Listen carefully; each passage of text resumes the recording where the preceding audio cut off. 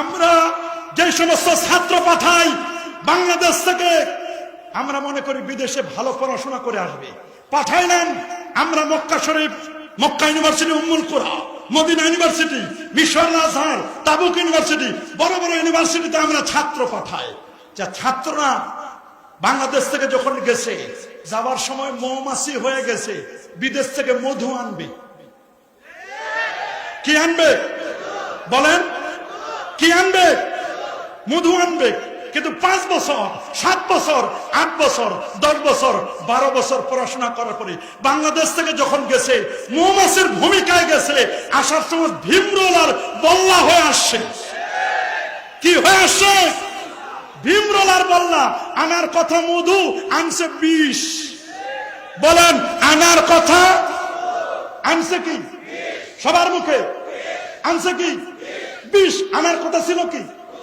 যখন এই দেশ থেকে বিদেশে পাঠায়, তখন নিয়ে গেছে দোয়া, পীর সাহেব হুজুরের দোয়া, মাজারের দোয়া, মা বাবার দোয়া, অলিয়া উলিয়ার দোয়া, এলাকার ইমামের দোয়া, সবার দোয়া ব্যাগ ভরে ভরে, লাকেজ ভরে ভরে নিয়ে গেছে বিদেশে।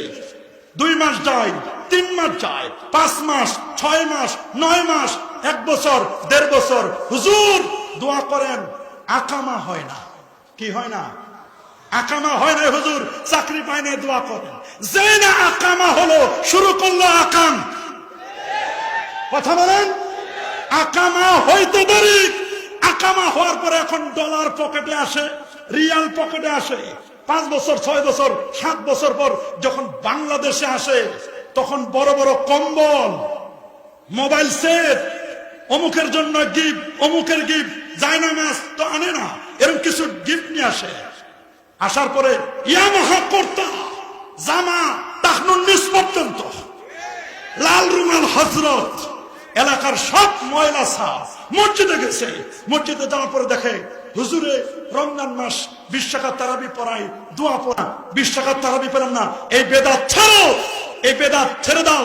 তুমি 8 টাকা পড়ো, দোয়া বাদ দাও, মিলাদ বাদ দাও, দরুদ শরীফ বাদ দাও, নবীর প্রেম বাদ দাও, এগুলো দরকার নাই। ইমাম সাহেব বলে, এটা অমুকের ছেলে না? বলে, হ্যাঁ অমুকের ছেলে। তো কয়, যাওয়ার সময় যে নিয়ে গেল দোয়া, উনার জন্য পড়াইলাম মিলাদ, দিলাম দোয়া। বিদেশ থেকে আনছে কি? বলে, আনছে কম্বল, দোয়া বিদেশে রাখে আসছে। বলেন, দোয়া বিদেশে আনছে কি? আর আনছে ডলার, আনছে রিয়াল। বিদেশি টাকা এনে হয় মুরগির ফার্ম দিছে, না হয় সবজি বিক্রেতা, না হয় সিএনজি ড্রাইভার, আর না হয় মোটরসাইকেল, না হয় নতুন ব্যবসা শুরু করে দিয়েছে। ব্যবসা শুরু করে দিয়েছে, নিজেদেরকে পরিচয় দেয়, আমি আকীদা ইবনে তাইমিয়াকে মানি, নাসিরউদ্দিন আলবানীকে মানি। ভালো কথা, সুন্দর কথা, কি সুন্দর পরিচয়। আকীদা তাদেরটা মানে। যখন শবে বরাত আসে, আমরা জিজ্ঞেস করি, নাসিরউদ্দিন আলবানী সাহেব শবে বরাতের ব্যাপারে 5টা হাদিসকে সহিহ বলেছেন। শাইখুল ইসলাম ইবনে তাইমিয়া, তাদের পরিচিত শাইখুল ইসলাম, উনি তারাবি নামাজ 20 রাকাতের কথা বলেছেন, 3 রাকাত বেতরের কথা বলেছেন। বলে, এই জায়গায় উনারা বুঝে নাই। তুমি মুরগির পাইকার মিয়া, তুমি কি বুঝবা? কথা বলে। ওখানে উনারা বুঝে নাই, আর এখানে সে বুঝে গেল। এই জন্য আকীদা সাফ করতে হবে। আকীদা সাফ। বলেন আকীদা। এই যে বাতিগুলো লাগাইছে, একটা হোল্ডার থাকে। বাতিটার কি থাকে? বাতিটাকে ধরে রাখা, যেটার নাম হোল্ডার। হোল্ডার হলো আকীদা। বলেন, হোল্ডার হলো। আর বাল্ব যেটা থাকে, বাল্বটা হলো আমল। আর ভিতরে যে 2টা স্প্রিং এর কালো তার আর লাল তার থাকে, এই 2টার নাম হলো ঈমান। যারা বলে, এই 2টার নাম কি? ঈমান। ঈমান আছে, আকীদা আছে। বাল্বটা যত পাওয়ারফুল দিবেন, তত আপনার চেহারায় নূর চমকাবে। আল্লাহু আকবার বলেন। কিন্তু দুঃখ লাগে, আজকে সমাজের মধ্যে অনেকে তাকিয়া করে, আকীদা বুঝতে চায় না। অথচ ইমাম আজম আবু হানিফা রাহমাতুল্লাহ আলাইহি এত বড় পণ্ডিত ছিলেন, তিনি 22 বার কুফা থেকে বসরায় গিয়েছেন আকীদা বিরোধী যারা, তাদের বিরুদ্ধে বাহাস করার জন্য। আল্লাহু আকবার।